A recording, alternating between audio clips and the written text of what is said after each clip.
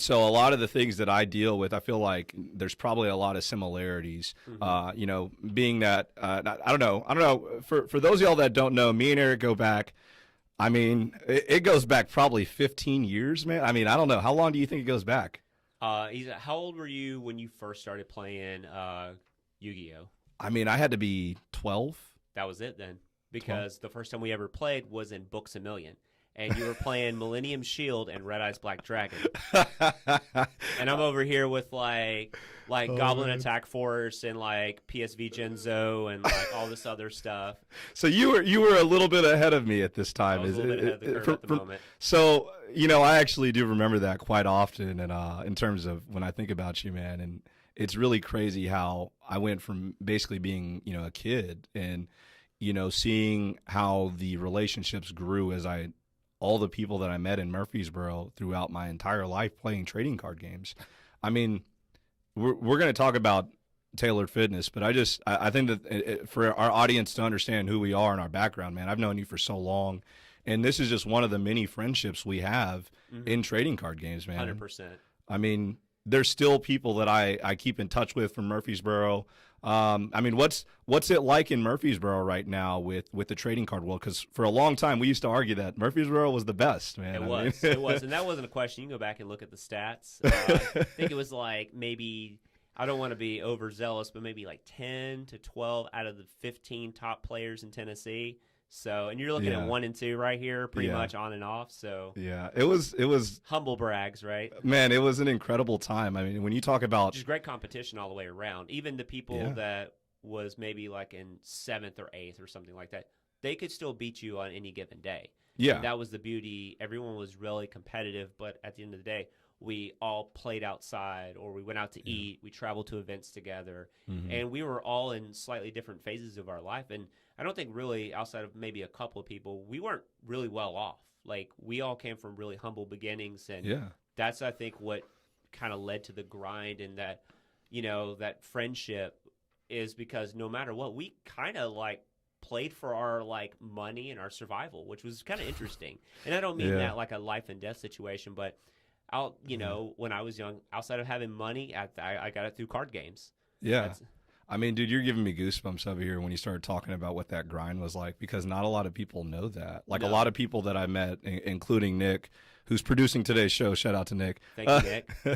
But when I met Nick, man, I mean, I was like 19, 20 years old, and I had money in my pockets to buy the top tier decks, to buy any single that I want. It was just a completely different experience than when I was 12 and 13 and like, dude, I remember the first nationals that I went to, and like my family had to send us money for me to be able to go in a hotel room, and I went and I played, and I mean, like, I was crushed when I came back and I didn't top that event. You know what I mean? Because it was so competitive in our locals that I thought that, and on top of that, I used to play on the internet when I was a kid. Yeah. So like I was playing people from all over the country when I was like 14 years old on online tournaments and stuff. And so it was crushing, but it was also humbling, man, that even though I thought that we were so good compared to everybody else, that there was this whole other league, right? Like this whole other tier of competition.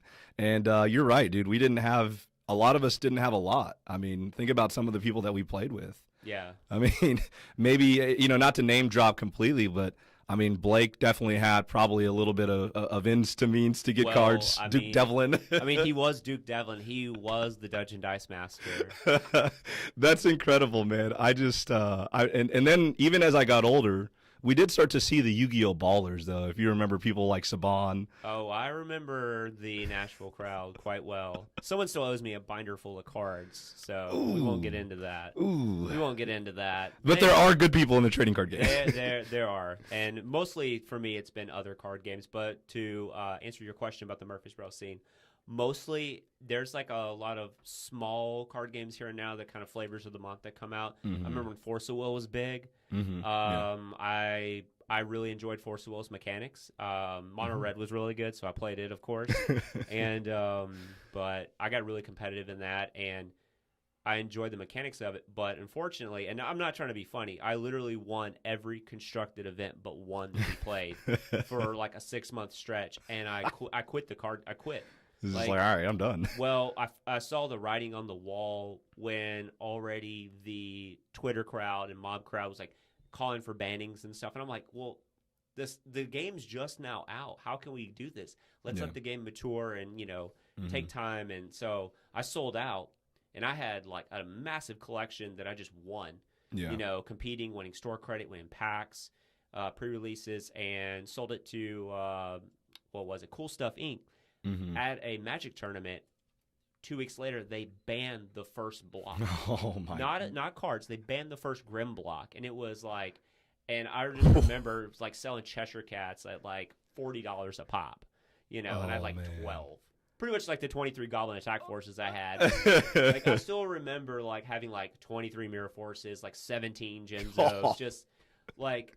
Card games really provided me like with a lot of financial stability, like as a young man, and then obviously as I got old enough to like have like a public job outside of like working on the farm and that kind of stuff. But to give a little background, I grew up on a farm, that. Really humble beginning. Played card games from when it was Timely Treasures to Outer Limits. Now it's Outer Limits Burrows to Grand Adventures now, and all over Nashville. Yeah. So we grew up in the same area, and that was. You can't take that away. And some people don't see that. Some people, they don't see card games in that light. But card games is just another means to an end. It's no different if you played sports together, if you grew up in your beta club together, whatever that is. It's just another avenue to travel and grow together. And I think that's something that if people can kind of remove that and just be like, oh, it really doesn't matter if I play golf on the weekends or I go play a tournament with my buddies. It's really the same thing. Yeah.